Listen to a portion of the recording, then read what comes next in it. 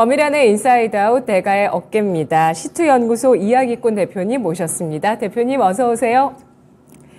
안녕하세요. 네, 우리 대표님 또 오랜만에 모셨습니다. 여름 이후에 처음 모셨고 그동안 우리가 이제 여름장의 강세장 이야기를 했었던 분들의 뷰를 다시 한번 좀 확인을 했었고요. 마지막으로 또 대표님의 뷰를 지금 11월에 확인을 해보게 됩니다. 오늘 어떤 주제를 가지고 여러분과 또 이야기를 나눌지 화면으로 주제 확인하시죠.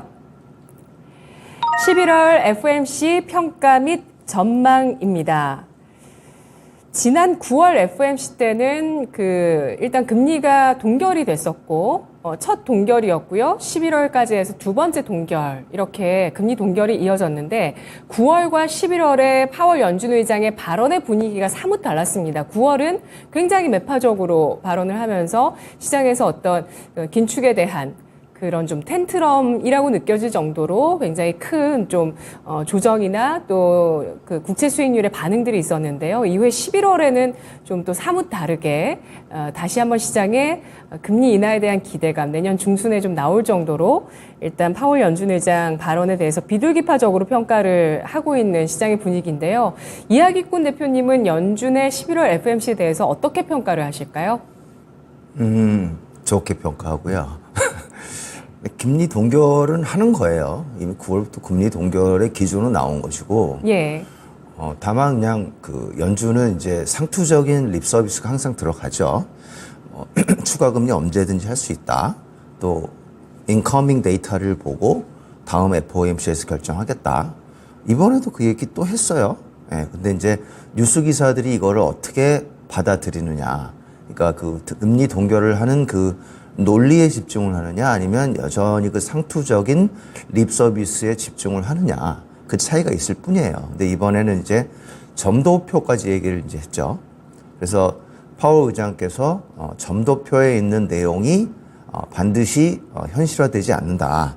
조정이 가능하다고 말씀하셨는데 그 말은 점도표 이제 12월 FOMC에 한 번 금리 인상을 할 수도 있다는 전망이 있고 내년 5월쯤에 금리 인하를 할 거다라는 전망이 반영이 돼 있는데 그걸 모두 부정한 거예요.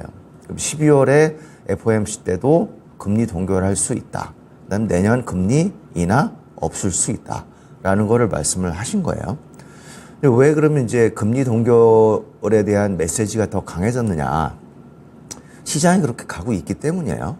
첫 번째는 이제 시장 금리가 지금 현재 시장 금리와 기준 금리의 괴리가 굉장히 역사적으로 비정상적인 상황이라고 저번에도 말씀을 드렸죠. 그러니까 기준 금리는 기본적으로 시장 금리 아래에 있는 게 정상이에요. 단기채 금리와 비슷하고 장기채 금리보다는 아래에 있는 게 정상인데 10년물 국채 금리보다 위로 올라간 게 작년 4분기죠. 그리고 심지어는 같이 다녀야 되는 2년물 단기채 금리도 이번 올해 중반에 올라갔어요. 그러니까 기준금리가 다 높아요, 지금. 물론 이제 이게 인플레이션 상황 때문에 그런 거는 알고 있지만 굉장히 비정상적인 상황이라는 거죠. 그러니까 왜 이런 비정상적인 상황이 벌어질까요? 인플레이션 때문이죠. 물가 때문에요. 예, 그러니까 지금 예대 마진이 악화될 수 있고 장단기 금리 차가 역전되는 거를 감수하고서라도 인플레이션을 잡겠다는 거예요. 근데 생각 외로 시장에서는 신용 경색이 발생되고 있지는 않아요. 근데 이러한 비정상적인 상황이 오래 지속될 수는 없다는 점이에요. 그 말은 뭐냐면 금리 인하는 할 수 없으니 기준금리 동결은 할 수밖에 없게 되는 겁니다. 왜냐하면 지금 비정상적인 상황이기 때문에. 게다가 이제 장기채 금리가 이 정도 상승을 했으면 연준 입장에서는 이제 실질적인 긴축 효과는 보고 있다고 볼 수 있겠다라고 판단할 수 있는 거죠. 그 다음에 이제 연준이 아니라고 계속 얘기하는데도 월가는 여전히 경기 침체가 온다고 얘기를 하고 있어요.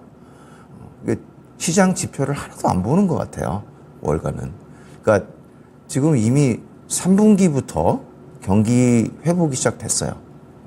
그 다음에 지금 3분기 미국 GDP 성장률이 얼마입니까? 2분기 대비 4.9% 상승했어요. 이거는 경기 과열을 우려해야 될 정도의 수치예요. 4분기와 내년은 조금 안 좋은 건 GDP가 사실인데 둔화될 거라고. 그래도 평년 수준은 쳐요.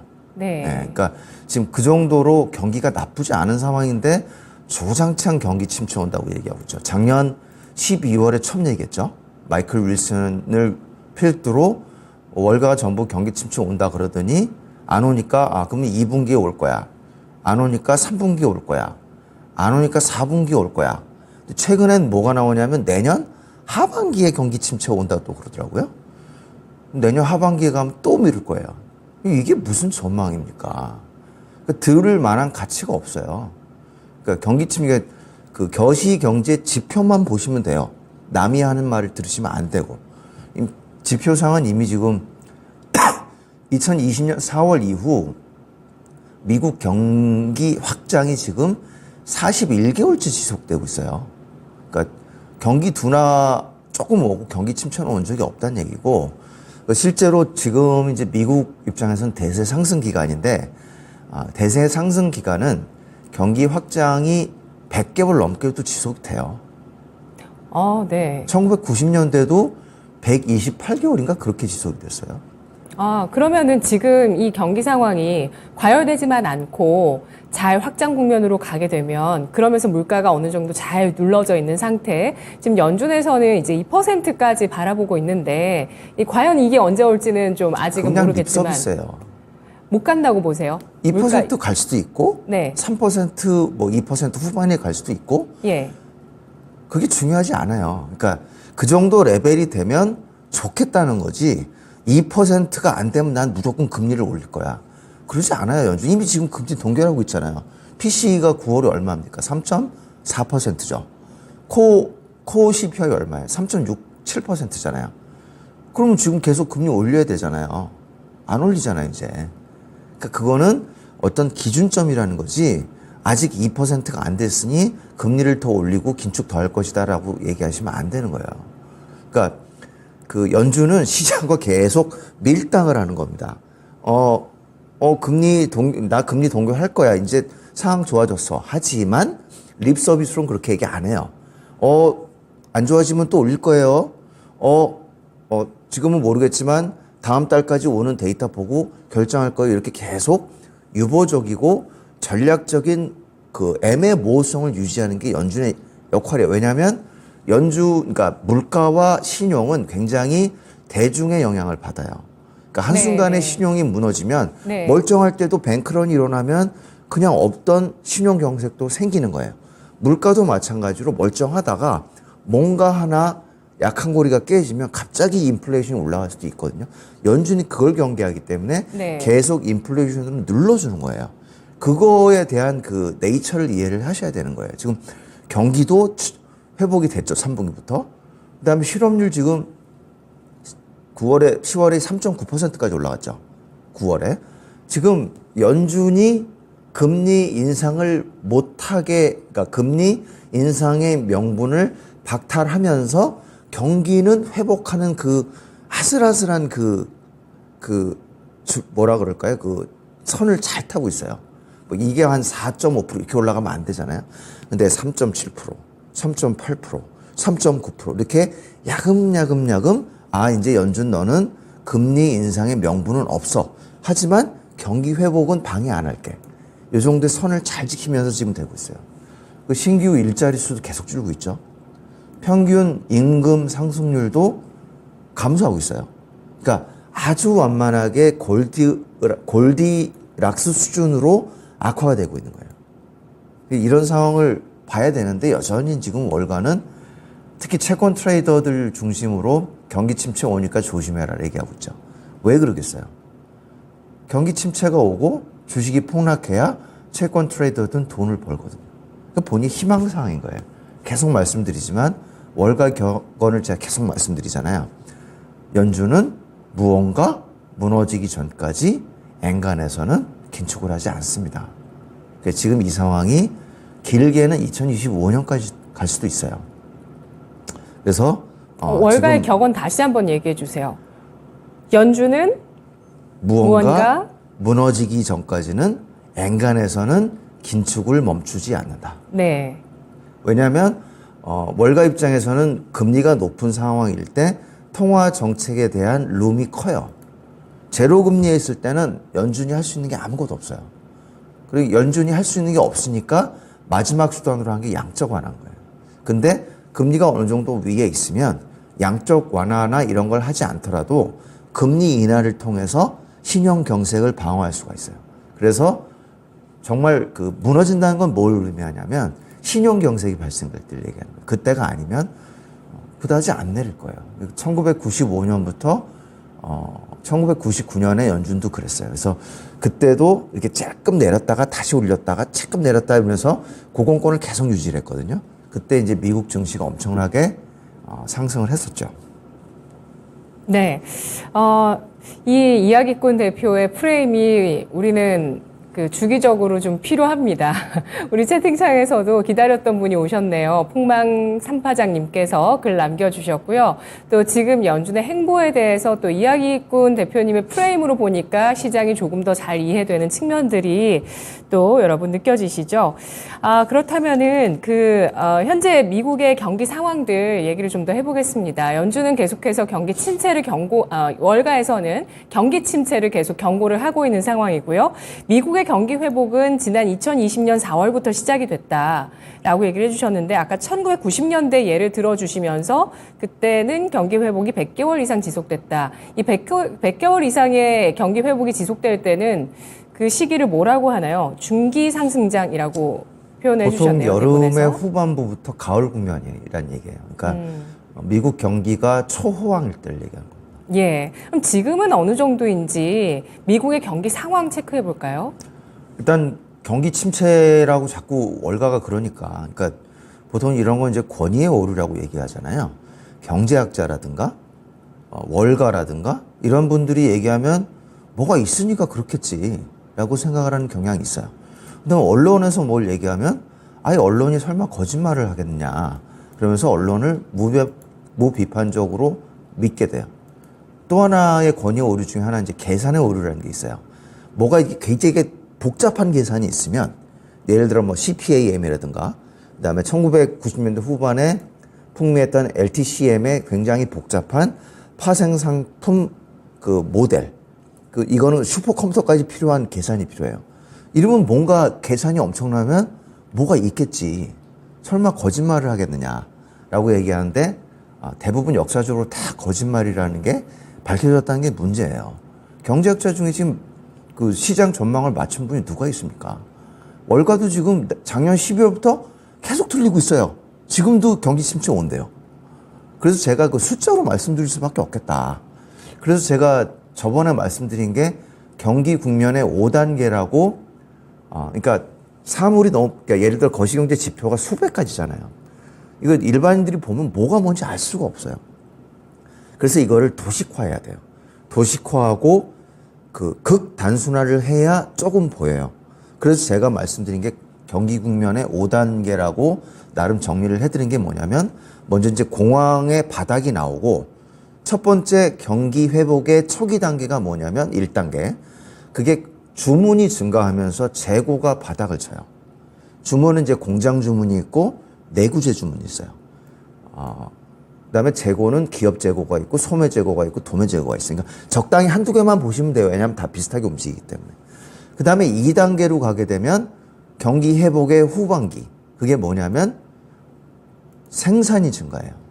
그다음에 제조업 경기가 상승해요. 지금 미국이 여기에요.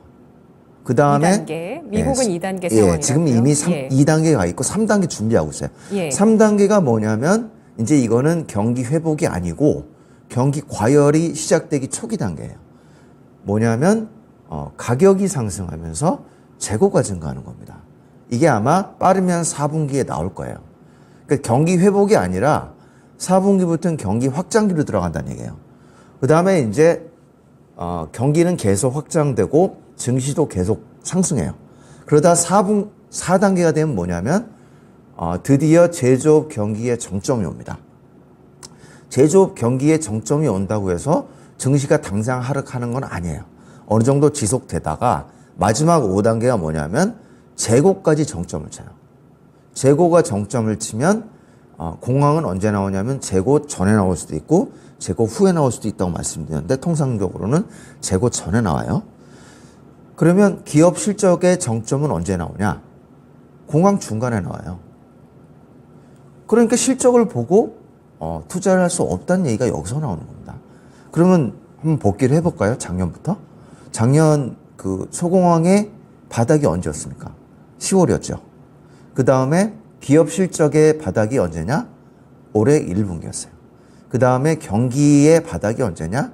올해 2분기예요. 그 다음에 경기 1단계로 간 게 3분기. 그 다음에 8월에 공급망 지수 상승하고 상승 전환했고, 그 다음에 9월에 미국 제조업 지수가 플러스 영역으로 올라갔어요. 플러스 영역으로 올라갔다는 얘기는 전년 대비 제조업 경기가 더 좋다고 보는 거예요. 그게 9월이에요. 그래서 9월부터 지금 2단계가 완전히 진행됐다고 보고 있고, 지금 재고가 슬슬 상승하려고 하고 있어요. 재고가 9월부터 지금 상승을 하고 있어요. 그러면 이제 4분기가 되면 경기 확장기가 된다는 얘기예요. 이런 식으로 진행이 되는 겁니다. 그래서 지금 미국이 주도하는 경기 회복에 모두 동참하는 게 지금 시간 문제예요. 지금 3분기가 어떻게 됩니까? 기업 실적 EPS가 무려 18% 증가했어요. 거의 어닝 서프라이즈 나오고 있고요. 근데 이미 기업 EPS의 바닥은 올해 1분기에 나왔다는 거죠. 그다음에 올해 미국 기업 EPS가 올 초 대비 지금 48% 상향 조정이 되고 있어요. 그다음에 2025년까지 20% 상향 조정되고 있는데, 지금 계속 상향 조정되는 거를 감안을 하면 내년, 내후년 계속 상향 조정될 가능성이 커요. 그러니까 공황이 오기 전까지 그 월가는 기업 실적의 하강 실현을 절대 보지 못할 거예요. 왜냐하면 공황 중간에 기업 실적의 정점이 나오기 때문에. 이게 바로 주가 실적 시간차, 경기 실적 시간차이기 때문에 이 시간차를 감안하고 거시경제 지표를 보지 않으면 완전히 엇갈린다는 거예요. 오히려 막말로 얘기해서 실적 최대일 때 실적 최대 전에 팔고 실적 최악일 때 사는 게 나아요, 차라리. 그게 차라리 엇박자 걸리는 거 홀라요. 네. 어닝 쇼크 많이 나왔을 때, 그쵸. 그럴 때 주식을 사기 좋은 시기다라는 말씀이시고, 미국의 기업 EPS 동향을 봤을 때 올해 내내 상향 조정, 그리고 내년까지 상향 조정이 되면서 내년에 미국 경기를 중심으로 한 경기 확장 국면에 진입할 수 있다라는 점입니다. 앞서서 저희 다른 분들 중에서 윤지호 대표님 같은 경우는 내년에 우리 기업들의 실적 전망이 지금 너무 높게 사상 최대로 형성이 되어 있는데, 최근 들어서 기업 경기에 대한 전망이 조금 하향 조정되고 있어서 이런 부분들을 조금 경계해서 당분간은 좀 시장이 박스권으로 갈 수 있다, 이런 의견을 주셨는데요. 중국이랑 유럽 경기는 어떤가요? 좀 부진하잖아요. 그렇죠. 중국하고 유럽은 아직 좀 문제가 있어요. 중국은 지금 근데 이번 주에 좋은 소식이 하나 나왔어요. 그러니까 수출 증가율의 감소폭이 줄어들기 시작했어요. 그 다음에 수출은 플러스 영역으로 올랐었어요. 그 부분은 좋은데 여전히 아직 PPI는 바닥을 치고 있기 때문에 중국은 조금 시간이 필요하고요. 유럽도 지금 물가는 이제 잡히기 시작했어요. 물가는 잡히기 시작했는데 여전히 지금 PPI가 바닥을 치고 있고 경기도 아직 지금 회복으로 돌아서지 못한 상황인데, 근데 이제 한국 입장에서는 사실 상관이 없어요. 왜냐하면 한국 경기는 지금 미국하고 대부분 이제 연동이 되기 때문에, 왜냐하면 이제 미국이 경기가 회복이 되잖아요. 그러면 이제 주문이 또 증가하잖아요. 그럼 주문이 증가하면 어떻게 해야 되겠어요? 중간재를 수입을 많이 해야 되잖아요. 중간재를 수입을 하면 한국이 수출이 늘어난다는 얘기죠. 그러니까 한국이 수출이 늘어나고 그런 식으로 이제 경기가 회복이 되다가, 그러면 이제 미국이 생산이 증가하잖아요. 생산 증가가 시작되면 중간재 수입도 더 늘어나요. 그러면 한국 수출도 더 늘어나요. 그러면 한국 생산도 증가를 해야겠죠. 이게 재찍 효과에 의해서 한국은 더 변동성이 큽니다. 네, 미국은 요만큼 움직이는데 한국은 이만큼 움직이는 거예요. 그래서 사실은 올해 중반까지 한국이 경기도 그렇고 증시도 그렇고 더 상대적으로 안 좋았잖아요. 근데 이제는 상대적으로 더 좋아질 상황이 있다. 아까 말씀하신 상대적으로 밸류에이션을 높게 잡았는데 이거는 저는 별로 동의하지 않아요. 전부 사람이 하는 거고 사람이 평가를 그렇게 했다가 뭐 나중에 평가가 틀렸다고 그래서 그냥 유야무야 넘어가는 일이 한두 번이 아니기 때문에 지표만 믿는 게 제일 좋습니다. 지표 지금 어떻게 되고 있어요? 한국 수출 10월부터 플러스로 올랐었어요. 그 다음에 산업 생산 9월부터 플러스로 올랐었어요. 이 말은 뭐냐면 한국도 경기 2단계 국면으로 지금 진입했다는 걸 얘기해요. 그뿐만이 아니라 지금 수출액이 가장 큰 반도체 수출이 10월에 지금 마이너스 3%까지 축소됐으면 굉장히 거의 온 거예요. 그 다음에 반도체 생산은 8월부터 증가가 시작했고 예. 9월에 무려 24% 급증한 상태예요. 산업 생산 내에 나오는 지표죠. 그렇죠. 이게. 예. 산업 생산 중에서도 반도체 생산. 반도체가 특히 급증을 하고 있다는 얘기예요. 지금 이미 경기 회복의 후반기에 와 있는 상태예요. 경기 침체가 아니고 경기 회복의 후반기가 돼 있어서 4분기가 되면 한국도 경기 확장기로 가는데 미국보다 더 빨리 할 거예요. 왜냐하면 반도체 비중이 크기 때문에 이미 가격은 계약가는 상승하기 시작했어요. 그래서 굉장히 증시도 크게 상승할 가능성이 크다. 그래서 별로 전망하고 불일치가 있다는 것에서 동의하지 않습니다. 연말에 수출 지표와 산업 생산 지표, 국내 지표 굉장히 중요해지겠습니다. 11월 이후에 우리나라 주식시장의 전망 들어보면서 오늘 시간 벌써 마무리할 시간이 왔네요. 11월 증시 전망해 주시죠. 일단 좀 정부 리스크가 컸어요. 탈달러 너무 빨리 시작했고 그 다음에 정부 지출을 너무 안 해서 사실 정부 지출을 조금만 했으면 올해 일본의 GDP 성장률이 떨어지는 치욕을 적지 않을 수도 있었죠. 그 다음에 최근에 공매도 금지 사태는 거의 지금 해프닝이에요. 블룸버그에서 지금 분석 기사가 나올 정도로 지금 전 세계에서 조롱을 받고 있어요. 하지만 지금 반도체가 돌아서고 있고 산업 생산이 돌아서고 있다는 점은 정부 리스크를 충분히 덮어버릴 정도로 굉장히 크게 지금 변화가 시작됐다고 볼 수 있어요. 지금 지난주에 신용잔고가 16조 중반까지 떨어졌어요. 거의 지금 신용 거의 떨어졌다. 영풍 사태도 지금 어느 정도 진정되면서 미수도 좀 어느 정도 됐고 그래서 투매는 나올 만큼 나오지 않았느냐. 왜냐하면 작년 초에 신용잔고가 거의 16조였기 때문에 거의 작년 초 신용잔고 수준까지 지금 축소가 된 거였거든요. 그러니까 투매는 나올 만큼 나온 거라고 볼 수 있고 밸류에이션 측면에서도 괜찮아요. 왜냐하면 지금 밸류에이션 12개월 forward PER이 10배 정도 되거든요. 근데 통상 8배에서 12배 사이를 움직이는 게 코스피예요. 그러면 8배가 바닥인데 지금 10배면 바닥 아니네 라고 생각하실 수가 있는데 2차 전지를 제외하면 9.6배, 반도체를 제외하면 7.9배까지 떨어져요. 이 말은 뭐냐면 이제 반도체가 되살아나면 PER이 12배 이상으로도 올라갈 수 있다는 걸 얘기하기 때문에 오버슈팅이 이제 나올 차례가 됐다는 얘기예요. PBR 측면에서도 통상 바닥이 0.85배 정도 나오는데 지난주에 0.86배가 나왔어요. 그러니까 PBR 측면에서도 지금 바닥권에 있다고 볼 수 있고 그다음에 시즈널리티 측면에서는 훨씬 지금 좋습니다. 보통 지금 제가 셀인 메인은 없을 것이다 라고 말씀을 드린 이유가 작년에 내년에요? 공황이 있었기 때문에 내년 셀인 메이는 없다. 아니요, 내년에 있을 수 있어요. 예. 그러니까 올해 셀인 올해. 메이가 예. 약할 것이다라고 말씀드린 이유는 네. 작년에 강한 상황이 왔기 때문에 유야무야 넘어갈 가능성이 있다라고 말씀드린데 네. 통상 1년 중에 5월에서 10월이 제일 안 좋아요. 예. 그래서 5, 6, 7월은 괜찮았는데 8, 9, 10이 좀 안 좋았죠. 네. 근데 이제 통계적으로 보면 8, 9, 10이 연속으로 하락을 하면 100% 11월에 상승을 해요. 통계예요, 통계.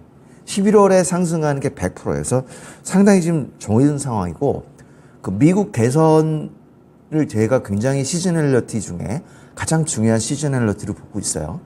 가장 안 좋은 때가 미국 대통령 임기 2년 차. 그게 작년이에요.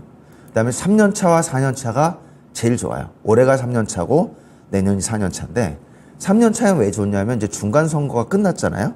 그러면 미국 정권의 일단 중간 심판이 끝났기 때문에 불확실성이 끝나면서 증시가 반등하는 게 있고 4년 차에서는 왜 주로 상승을 하냐면 유동성이 많이 퍼져요. 왜냐하면 대선이기 때문에. 그래서 유동성이 많이 퍼지고 대통령들이 경제에 부정적인 리서비스를 잘 하지 않습니다. 왜냐하면 본인이 당선이 돼야 되기 때문에. 그래서 네. 그 대표적인 게 트럼프였죠. 트럼프가 립서비스로 트위터에다가 맨날 그러던 게 4년 차에 쑥 들어갔어요. 그러면서 그때도 4년 차에 나쁘지 않았는데 올해도 내년에도 그런 일이 발생될 거로 지금 보고 있습니다. 네. 지금 바닥인 반도체를 봐야 하나요? 라고 질문 올라왔는데 간략하게 답변 주신다면. 업종이나 종목은 얘기하지 않는데 간단하게 말씀드리면 네. 2차 전지는 사실 올해 상반기에 끝났어요. 시세가 낮고 좀 더 하락을 하거나 횡보를 할 수밖에 없는데 반도체는 지금 제가 경기하고 반도체 업황 계속 말씀드리고 있잖아요. 지금 경기 그 회복 초기 단계를 지나 후기 단계로 가고 있기 때문에 반도체가 갈 수밖에 없는 상황이에요. 경제 상황이.